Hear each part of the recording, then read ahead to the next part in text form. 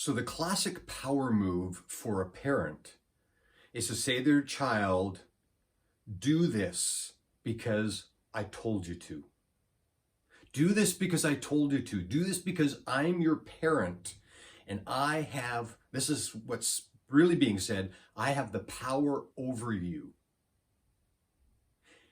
We lose incredible opportunities when we exert power instead of authority. Let me explain. There's a model of being above the line. And being above the line is all about being open, curious, and committed to learning.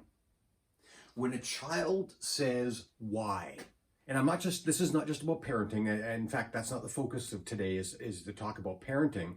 We're going to talk about leaders, but it helps to look at it from a different perspective to understand the principles. But when a parent says, just do this, it's often because they're either exasperated, they just want something to happen and they don't want to take the time to explain their reasoning, and they lose a huge opportunity. Our job as parents is to train up a child in the way they should go, to help make them the best person that they can be from the day they're born until and in our family it was until they're 18 and they are released as adults. Our job was to prepare them for the world, the real world, so that they could make their way as best as possible. As leaders, your job is to train up a team to work together cohesively in order to accomplish the collective goals, objectives, desires of the organization. Leaders, this is not about you. And just no different than parents, it's not about you. You made the decision to have that child. Leaders, you made the decision to take on a role. But understand that that role is not about power, unless you want compliance. And sometimes we do get exasperated because people ask why too many times, just like a child might ask why. But the why is a powerful word. Why is a great word. Because when people ask why, it's our job to try and assess, is it a don't know or don't care? Because if they don't know, when they ask why, it is a huge coaching opportunity for us. They deserve to understand why. Why is the heart of what drives them and drives their behaviors. You don't want a team that just does things because you said so. You want a team that does things because they understand what we're trying to accomplish, where we're trying to go, and they are thinking about even better ways. And sometimes your team will come up with better solutions.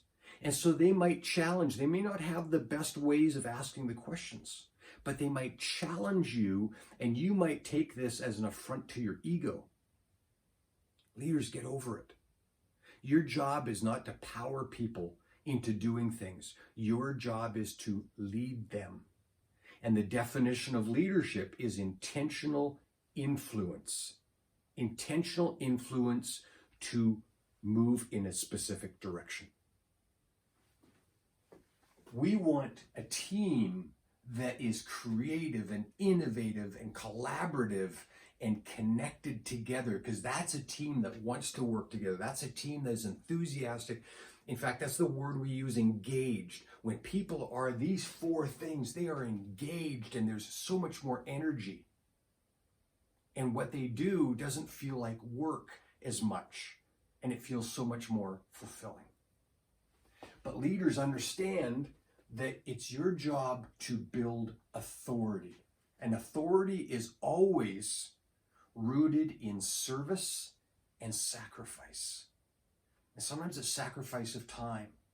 Sometimes it's sacrifice of energy. Sometimes it's a sacrifice of your will or your ego. So when a parent says, do this because I told you so, how does that happen in the car business? Or in any business for that matter? The classic, the most powerful of those is, and I've heard this before, when an owner of a dealership takes somebody who is challenging the status quo, takes them outside, points to the side of the building and say, whose name is on the building? Wow. Understand that that move in itself is a sign of weakness. Who does that except somebody who has run out of all the other options and all they're left with is whose name is on the side of the building? Now, that might get people to comply and to keep doing it the way we're doing it. But if you want different results, guys, we've got to find different ways of doing it. Now, pointing to the side of the building is the most powerful way, but we can often use our title and say, because I'm the manager, because I'm the boss, do this. Again, we get compliance. But we don't want compliance. We want people to buy in. Why? Because then they willingly desire to move in that direction. And when they buy in and move in that direction, they bring so much more energy and excitement and passion to the effort. And again, when a team does that, that's when we can really accomplish things. You hear about people willing to run through walls for their boss. That's authority.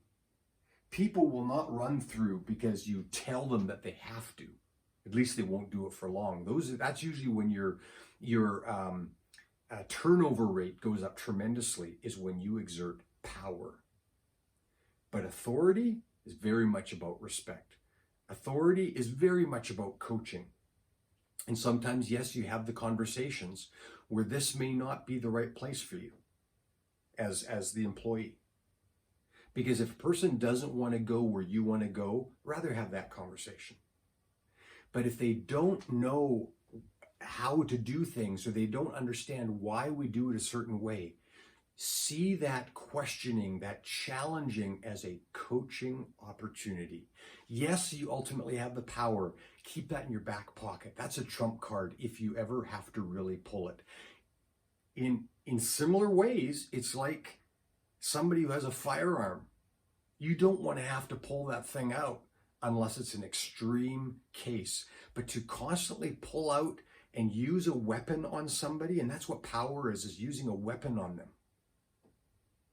If you do that, somebody's going to get hurt and somebody's going to get into trouble. And so be very careful, leaders. If you want to truly build your leadership capital, do it through authority, service and sacrifice, coaching, teaching, and find ways to help your people to buy in. And here's a little tip. Look for the attitude. If the attitude is positive, again, positive attitude, people that are open and curious and committed to learning. If they are there, that's like soft clay, they're moldable in your hands, and you want that. Take that opportunity. But if you notice an attitude that is closed and defensive, and they think they're right, and they're challenging your authority, then have a different conversation about why are they at the with the company. Why do they want to be on this team? Because if they're not the right fit, it's better to go in that direction, have that conversation. But ultimately, most of your people want to be there. Most of your people want to do the right thing. So take the opportunity, recognize when you are frustrated and you're reverting to power. Instead, dig deep and figure out, how do I use this as a coaching opportunity to help mold and shape my people in around the organization and what we're trying to accomplish. It's going to be a whole lot more enjoyable for everybody, and you're going to accomplish much better results.